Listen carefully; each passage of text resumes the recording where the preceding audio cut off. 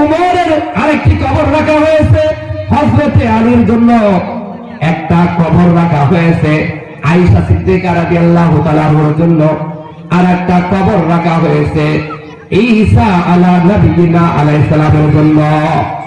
এই চারটি কবরের ব্যবস্থা আছে। দুইটি কবর সাফ হয়ে গেছে। একটি কবরে আমার সরকারে দো আলম শুয়ে রয়েছে, আর একটা কবর খলিফাতুল মুসলিমিন আবু বকর শুয়ে রয়েছে। আর দুইটা কবর বাকি আছে। একটার মধ্যে হযরতে আয়েশা উম্মাহাতুল মুমিনিন আয়েশার জন্য বরাদ্দ, আর একটা তো সুনির্দিষ্টভাবে বরাদ্দ হযরতে ঈসা আলা নবিয়িনা আলাইহিস সালামের জন্য। কিন্তু দেখি না, চেষ্টা করে কি হয়। হযরত ওমর বলে, ও আমার বাচ্চা, আসো, হে আমার বৎস আব্দুল্লাহ, তুমি কাছে আসো, যাও যাও, তুমি যাও, হযরতে আয়েশার কাছে যাও, যায় আমার কথা বলো যে আব্বা বলেছেন যে দুইটি কবরের জায়গা যেহেতু বরাদ্দ আছে, একটা হযরতে আয়েশার জন্য, আমি ওমর আবদার করলাম ওই আয়েশার কবরের জায়গাটা যদি ওমরের জন্য দেয় তাহলে আমি ধন্য হয়ে যাব। সুবহানাল্লাহ। হযরতে ওমরের কথা নিয়ে তখন এই বার্তা মেসেজ নিয়ে হযরতে আয়েশার কাছে গেল। হযরতে আয়েশা রাদিয়াল্লাহু তাআলা আনহা বিচলিত হয়ে গেলেন, তিনি বড় হতভম্ব হয়ে গেলেন। হায়, আমি এখন কি করব? আমারও তো মনে চায় রাসূলের পাশে আমি শুয়ে থাকি, আমি রাসূলের পাশে আমার সমাধি হোক, রাসূলের পাশে আমার কবর হোক, এইটা তো আমার মনে চায়। কিন্তু ওমর তো একজন জালিলুল কদর সাহাবা। আল্লাহু আকবার। ওমর তো একজন জালিলুল কদর সাহাবা। ওমর তো জানতেন সাহাবা নয়, ওমর তো একজন বড় মর্যাদা বিশিষ্ট সাহাবী। এই জন্য ওমর যেহেতু রাসূলের গলায় গলায় থাকছে, ওমরের ত্যাগ সে ইসলামে প্রথম ছিল না। আগে ইসলাম ধর্মের আগে সে কাফের ছিল, বিধর্মী ছিল, কিন্তু তার ইসলামে দীক্ষিত হওয়ার ইতিহাসটা বড় করুন। আল্লাহর নবীকে যেখানে তার কল্লা উড়ায় দিবে, সেই ওমর আজকে নিজের কল্লাটাকে আল্লাহর নবীর সামনে পেশ করে দিছে। সুবহানাল্লাহ। সেই ওমরের ত্যাগ চারটি কাল ত্যাগ না, ওমর আমার কাছে আবদার করছে, অ্যাপ্লাই করছে, আমি ওমরের কথাকে আমি প্রত্যাখ্যান করব না। এই জন্য আয়েশা ওমরের কথা মেনে নিলেন। ও আব্দুল্লাহ, যাও যাও, যা তোমার আব্বাকে বলো, হ্যাঁ উম্মাহাতুল মুমিনিন আয়েশা তোমার আবদারকে মেনে নিয়েছে। আওয়াজ দিয়ে বলেন সুবহানাল্লাহ। হযরতে ওমরের এই কাহিনী।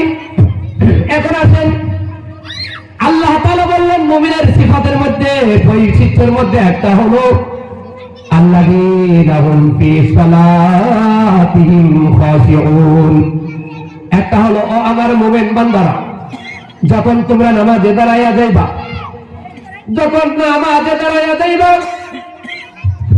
নামাজে তুমি এমন একাগ্রতার সাথে নামাজ পড়বা যেন মনে করবা আল্লাহ তাআলা তোমার সামনে উপস্থিত হয়ে গেছে। আল্লাহ তাআলাকে হাজির নাজির রাখা মক্কা তোমার সামনে আছে। আল্লাহ তাআলা বলেন যে ওয়াকুমু লিল্লাহি কানিতিন, আল্লাহ তাআলার সামনে তোমরা এমন ভাবে দাঁড়াবা যেন আল্লাহ তাআলার সামনে তুমি বিনীতভাবে দাঁড়ায় যাইবা। এরপরে আল্লাহ তাআলা বলেন তোমার এই নামাজটা যদি এইভাবে পড়তে পারো তাহলে কাল কিয়ামতের দিন এই নামাজ তোমার জন্য জান্নাতের সুপারিশকারী হয়ে যাবে। সুবহানাল্লাহ। হাদিসের মধ্যে যে বলছে আসসালাতু মিফতাহুল জান্নাহ, নামাজ হলো বেহেশতের চাবি। আমরা সবাই জানি নামাজ বেহেশতের চাবি। আমার সরকারে দু আলম বলেছেন, সরকারে দু আলম রাসূল আরবি বলেন নামাজ হলো বেহেশতের চাবি। কোন নামাজ বেহেশতের চাবি? যে নামাজটা এমন হবে যে নামাজটা সাহাবালা নামাজের সাথে মিলা যাবে। সাহাবীদের নামাজ কেমন ছিল? সাহাবীরা নামাজে দাঁড়ায় গেছে মরুভূমির ভিতরে, মরু প্রান্তরে একটা পাখি উপর দিয়ে উঠতেছিল। সে কোথাও বিশ্রামের জায়গা পায় না, কারণ মরুভূমিতে কোনো গাছ নাই, মরুভূমিতে কোনো গাছের ব্যবস্থা নেই। সেখানে একজন সাহাবী এমন ভাবে দাঁড়ায় গেছে, দেখে একজন এমন ভাবে দাঁড়ায় গেছে যে সেই পাখিটা মনে করছে এটা কোনো মানুষ না, এইটা হলো কোন বৃক্ষ, কোন গাছ, খেজুর গাছ। খেজুর গাছ মনে করে ওই পাখিটা একটু আরামের জন্য, বিশ্রামের জন্য তার মাথার উপরে বসে পড়ছে। আল্লাহু আকবার! সাহাবীরা নামাজ কেমন ছিল? নামাজে দাঁড়ায় গেছে। তাদের একাগ্রতা এমন ছিল যে নামাজে দাঁড়াইছে, মনে হয় একটা কাষ্ঠখণ্ড খেজুর গাছ দাঁড়ায় আছে। পাখিরা মনে করলো এটা কোনো মানুষ না, এটা কোনো দুনিয়ার কোনো মানব জাত না, এইটা হলো খেজুর গাছ, একটা বৃক্ষ। এই বৃক্ষ মনে করা, খেজুর গাছ মনে করা পাখি তার মাথার মধ্যে বসে পড়ছে। এইটা আমাদের নামাজ হইতে হবে। এরপরে আসেন আল্লাহ তাআলা তার পরের আয়াতে বললেন, ওয়াল্লাযীনা হুম আনিল লাগবি মুরিদুন। মুমিনের দ্বিতীয় নম্বর বৈশিষ্ট্য হলো যে মুমিন অনর্থক বিষয় থেকে সে নিজেকে বিরত রাখবে। দুই নম্বর বিষয়টা কি? মুমিন তো সেই হবে যে অনর্থক কথা থেকে বিরত থাকবে। কারণ কি?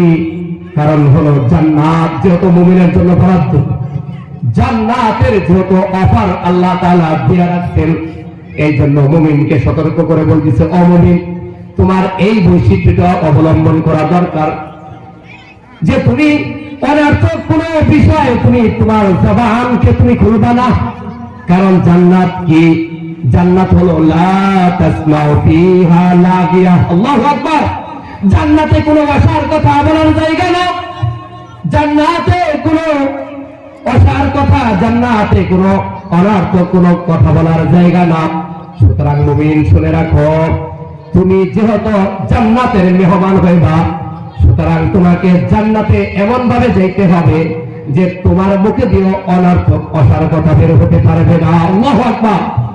তাহলে মুমিন বলে তুমি যেহেতু জান্নাতে তুমি যাইবা, জান্নাতের মেহমান হইবা, এই জন্য তোমাকে এই দুনিয়ায় থাকতে তোমাকে অনর্থক কথা বলা যাইবে না। এরপর আল্লাহ তাআলা বলেন যে তুমি জান্নাতে যখন যাইবা, জান্নাত তোমার মেহমানদারি হবে, কিন্তু এর জন্য তোমার এমন কথা আমরা বলে ফেলাই যে কথাগুলো কি? 3 নাম্বার বৈশিষ্ট্য, ওয়াল্লাযীনা হুম লিযাকাতি ফাইলুন, যে তোমরা যথাযথভাবে যাকাত আদায় করবা। 4 নাম্বার বৈশিষ্ট্য আল্লাহ তাআলা বলেন যে ওয়াল্লাযীনা লিফুরুজিহিম হাফিজুন, যে তোমরা তোমাদের যৌনাঙ্গকে অনর্থক, তোমাদের হারাম অবৈধ জিনিস থেকে তুমি বিরত রাখবা। এটার মধ্যে আমরা কি আজকে ফাইসা গেছি? এটার মধ্যে আজকে আমরা কি পড়ে গেছি? আজকে আল্লাহ নবী সাল্লাল্লাহু আলাইহি ওয়াসাল্লাম বলেন, ও আমার উম্মতেরা, যদি তোমরা 2 রানের মাঝখানে যে লজ্জাস্থান আছে, 2 রানের মাঝখানে যে লজ্জাস্থান আছে, তোমাদের 2 মুখে 2 লেহিয়াতাইন, 2 চলের মাঝখানে যে একটা জবান নামক একটা বস্তু আছে, এই 2টা জিনিসের যদি জিম্মাদারি তুমি নিতে পারো, এই 2টা জিনিসকে যদি অবৈধ কাজ থেকে, যৌনাচার থেকে যদি তুমি নিজেকে কন্ট্রোল করতে পারো, আর এই জবান থেকে যদি তুমি জবানকে অনর্থক গীবত, শিকায়াত, অনর্থক কথা থেকে, দুশ্চর্চা থেকে যদি তুমি বিরত রাখতে পারো, আমি নবী তোমার জন্য জামিন আর জিম্মাদার হয়ে গেলাম যে জান্নাতের মেহমান তোমার জন্য আমি জিম্মাদারি নিয়ে নিলাম। সুবহানাল্লাহ! এই জন্য আমাদের এই মুমিনদের যে 7টা বৈশিষ্ট্য বলতে পারলাম না, এই জন্য 4টা বললাম। আল্লাহ তাআলা আমাদেরকে মুমিনের যে সিফাতগুলো আছে এই সিফাতগুলোকে আমাদেরকে ফলো করে এগুলাকে নিজেদের মধ্যে স্থাপন করে আল্লাহ তাআলা আমাদেরকে সুবিশাল জান্নাত, এই জান্নাতের গেস্ট আর মেহমান হওয়ার জন্য তৌফিক দান করুন। ওয়া আখিরু দাওয়ানা আলহামদুলিল্লাহি রাব্বিল আলামিন।